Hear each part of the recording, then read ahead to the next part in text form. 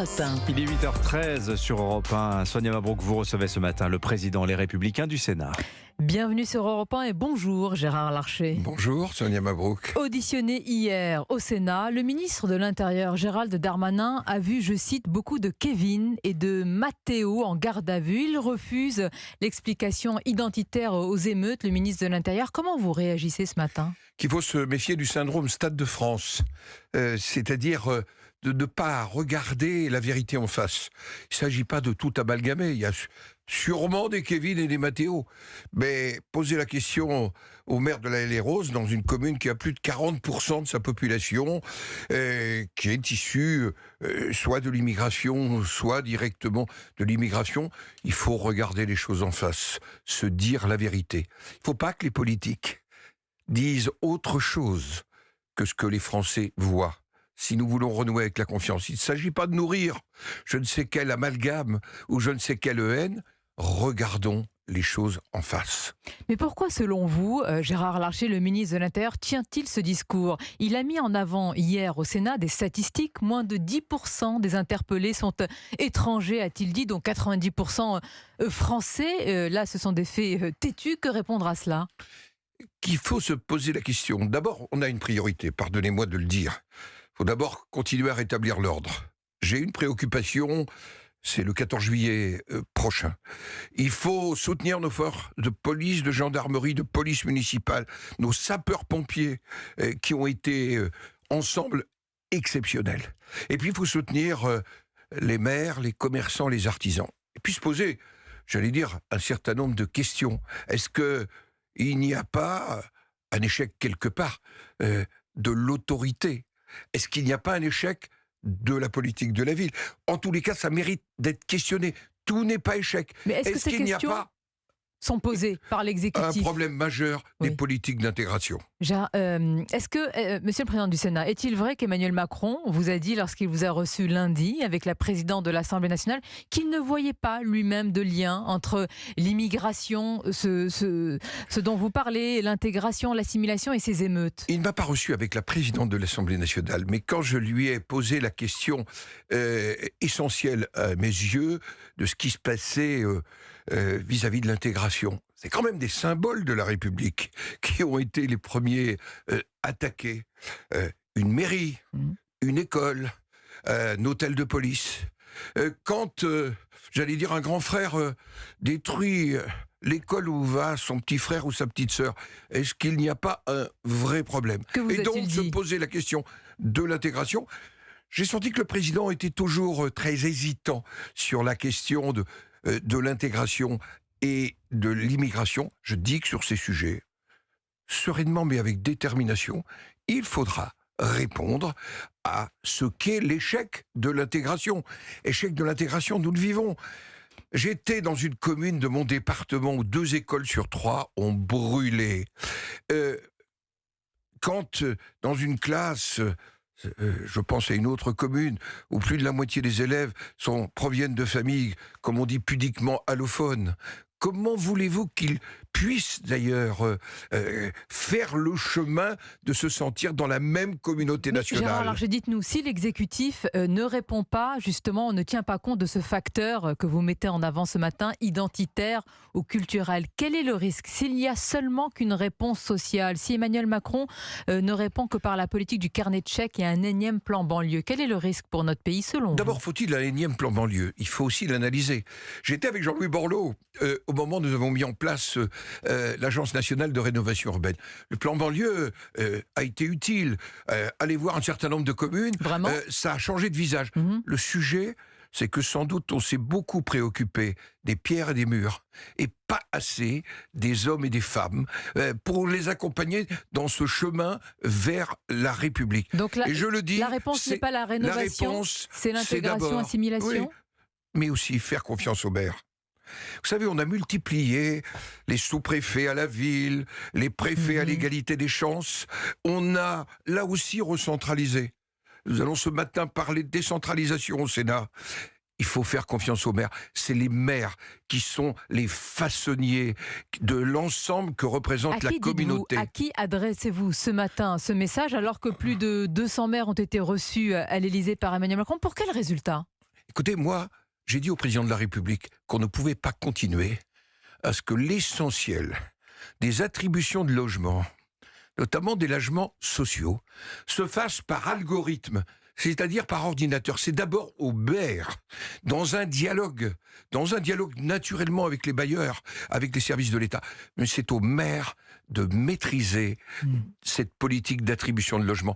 Refaire confiance au maire, c'est une vraie révolution après 15 ans de recentralisation. Un détail qui n'en est pas un, il y a quand même urgence à reconstruire Gérard Larcher. L'exécutif a annoncé hier avoir pris une circulaire pour permettre aux villes de reconstruire sans délai. Mais si on ne simplifie pas là les procédures, il y en a pour des années et des années. C'est l'autre réponse que j'avais évoquée avec le président de la République, parce que cette idée, je lui ai apporté, il faut faire, lui ai-je dit, comme Notre-Dame de Paris. Notre-Dame de Paris, c'était un symbole essentiel de notre pays qui avait brûlé. Est-ce que c'est pas une mairie, une école, un centre de loisirs, une médiathèque aussi un symbole de la République? Mais qui paye? Il faut donc avoir une procédure. Nous avons une proposition de loi qui a été rédigée par la présidente de la commission des affaires économiques du Sénat, qui prévoit très rapidement de pouvoir simplement redéposer un permis de construire, avoir en quelque sorte des circuits courts pour que les maires ne soient pas à nouveau devant le casse-tête administratif, alors qu'il faut rebâtir, reconstruire, et que naturellement, ils devront être aidés pour ça. Moi, je comprends que les Français, j'entends les réactions, c'est pour ça que j'ai dit que les politiques... Eh oui, trop, c'est trop. Ils en ont assez, mais on ne peut pas laisser tomber ni les conseils municipaux et les maires, ni les commerçants. J'en reviens à la prise de position du ministre de l'Intérieur, Gérald Darmanin. Je vous ai demandé tout à l'heure, Gérard Larcher, comment vous l'expliquez. Est-ce que selon vous, cette position permet au ministre de l'Intérieur de ne pas céder aux pressions de la droite sur un durcissement du projet de loi immigration qui est prévu à la rentrée? Écoutez, le ministre de l'Intérieur a déposé un projet de loi. Ce projet de loi, il a été examiné par la commission des lois. Le 16 mars, il a été suspendu d'ailleurs, pour partie à ma demande, parce que l'ambiance était telle après l'aboutissement de la réforme des retraites qu'il me semblait que ce sujet mérite de le regarder en vérité, mais aussi avec sérénité. Mais je le dis clairement, on ne peut pas avoir la 21e loi après 20 textes sur l'immigration qui n'ont pas apporté de vraies réponses. À quoi ? À l'indispensable régulation des flux migratoires. Réguler les flux migratoires, c'est aussi favoriser l'intégration. Quand vous avez chaque année 340 000 titres de séjour, quand on sait, c'est même les chiffres du ministre de l'Intérieur, qu'il y a entre 700 000 et 800 000 clandestins dans notre pays, dont beaucoup résident d'ailleurs dans des quartiers en difficulté. Vous voyez bien que c'est indispensable pour une politique d'intégration d'absolument réguler la politique migratoire. Est-ce que l'exécutif l'entend, Gérard Larcher? Est-ce que s'il ne l'entend pas, il n'aura pas de texte. C'est simple. Ah bon. Et qui rentre dans le dialogue avec nous. Circuler, il n'y a rien à voir. Nous avons fait des propositions extrêmement claires. La commission des lois a fait des propositions au ministre de l'Intérieur et au président de la République d'entendre cette nécessité, de définir dans ce pays. Sinon, je reprends les propos d'un ancien ministre de l'Intérieur. Il a dit, méfiez-vous, vivions côte à côte, nous pourrions finir par vivre face à face. C'est Gérard Collomb. Le jour où il a quitté le ministère de l'Intérieur. Vous reprenez cette mise en garde qui a eu beaucoup d'écho. Vous dites que si le gouvernement, l'exécutif Gérald Darmanin ne va pas sur vos propositions durcies sur le projet de loi immigration, nous en arriverons à cette France qui se regarde comme ça et peut-être même pire. Parce qu'il ne s'agit pas d'opposer la France l'une à l'autre, il ne s'agit pas d'opposer les gens. Il faut simplement avoir une politique migratoire. Pas simplement pour notre pays, pour l'Europe. C'est aussi une indispensable décision qu'il faut prendre collectivement. Vous voyez bien que les flux migratoires sont repartis. Je recevais il y a quelques semaines le vice-premier ministre de Serbie qui me dit « mais c'est encore plus fort qu'en 2015 ». On entend ce que vous dites ce matin sur Europe 1, Gérard Larcher. Si l'exécutif ne va pas sur vos positions, il n'y aura pas de texte. Il y a aussi l'aspect judiciaire. Justement, il y a beaucoup de propositions. Les parlementaires LR doivent présenter des mesures pour une justice plus ferme. Alors parmi elles, je commence par la suppression des allocations familiales pour les parents délinquants. Vraiment utile, indispensable? D'abord, moi je note que sur les près de 3500 arrestations, il y a eu 350 mandats de dépôt. Ça veut dire que la justice fonctionne. Et Vous en doutiez? non, mais la justice fonctionne. Vous en dans doutiez? cette... Si vous faites le constat, on c'est s'est que vous aviez des parfois doutes. interrogé, et donc je donne acte que la justice fonctionne. Il va falloir se poser un certain nombre de questions. Et notamment, puisque nous avons réformé le Code de justice des mineurs en 2021, notamment sur le rapprochement entre le moment où on reconnaît la culpabilité et le moment de la sanction. C'était déjà l'objet. Je pense qu'il faut réfléchir à fusionner le moment où le juge décide de la culpabilité, le moment qui sanctionne, et le moment où on sanctionne. Il y a parfois plusieurs mois, et cette distance-là, eh bien, ne renvoie pas ce que doit être aussi la décision de justice, l'exemplarité. Il nous faut travailler aussi sur, je dis ça de mémoire, sur l'article 227-17 de notre code pénal, sur la responsabilité des parents. En effet, la rédaction actuelle, bien sûr, détermine que les parents qui ne prennent pas, j'allais dire, leurs responsabilités en matière éducative, en matière de mise à l'abri de leurs enfants, sont responsables. Je crois qu'il nous faut travailler autour de cela, parce que la réalité, nous l'avons vu, dans la perte d'autorité, c'est la perte d'autorité du maître, c'est aussi la perte d'autorité des familles, autour aussi d'un triptyque, on ne respecte plus ni l'écharpe tricolore, ni la blouse blanche, ni l'uniforme. Suppression ou changement de l'excuse de minorité? Je pense que sur l'excuse de minorité, d'abord, il faut bien distinguer. Entre 13 et 16 ans, on peut avoir l'excuse de minorité, qui est en fait l'atténuation par moitié de la peine.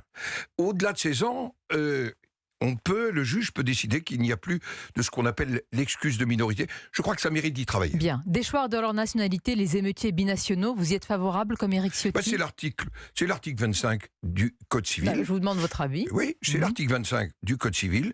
Je pense que le président de la Commission des lois est en train d'y travailler. Vous savez, j'ai quelque chose d'important, moi. Pas question de créer des apatrides. C'est vraiment contraire. Donc, ça n'est que pour les binationaux. J'entends. Oui, mais par c'est exemple, bon de le rappeler. voler des t-shirts, voler lors d'émeutes entraînerait la déchéance de nationalité. Nous sommes bien d'accord, c'est de cela dont nous parlons. Oui. La déchéance de nationalité doit se faire pour des faits et des crimes et des délits qui sont graves. D'accord, donc il faut qu'il y ait ces précisions-là.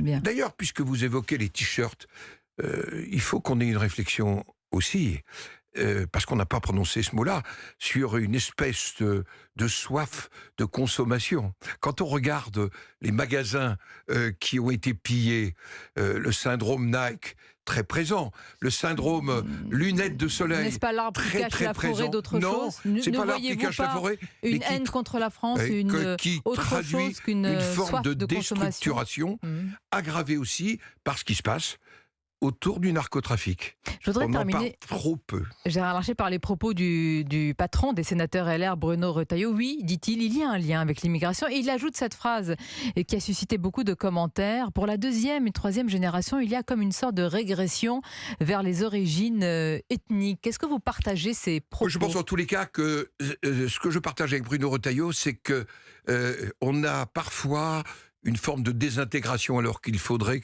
qu'on joue vraiment. C'est notre objectif, l'intégration. Vers et les le origines. Premier sujet de l'intégration, c'est l'école. J'évoquais tout à l'heure des classes où plus de la moitié des élèves aujourd'hui ont des familles allophones. Eh bien, il faut qu'on ait cette réflexion. Au fond, aujourd'hui, c'est un défi pour la République. Au fond, vous ne répondez pas à mes questions, Monsieur le Président du Sénat. Lesquelles? Est-ce que vous pensez qu'il y a une forme de régression vers les origines ethniques de la deuxième ou troisième génération? Je vous ai dit que pour moi, il y avait une désintégration. Donc vous ne reprenez pas les propos de Bruno Retailleau tels quels? Ce sont ses propos. Bien. Et les vôtres sont les vôtres. J'en partage. Mes propos sont différents, mais on n'est pas éloigné du tout. Bruno Retailleau, dans l'analyse des causes, je le dis clairement, la question est posée dans ce pays de l'intégration, de la maîtrise des flux migratoires et du défi de savoir si nous appartenons à une seule et même nation. C'est ça l'enjeu. Vaste enjeu et énorme défi. Merci Gérard Larcher, président du Sénat, d'avoir répondu à nos questions ce matin sur Europe 1. Merci Sonia Mabrouk.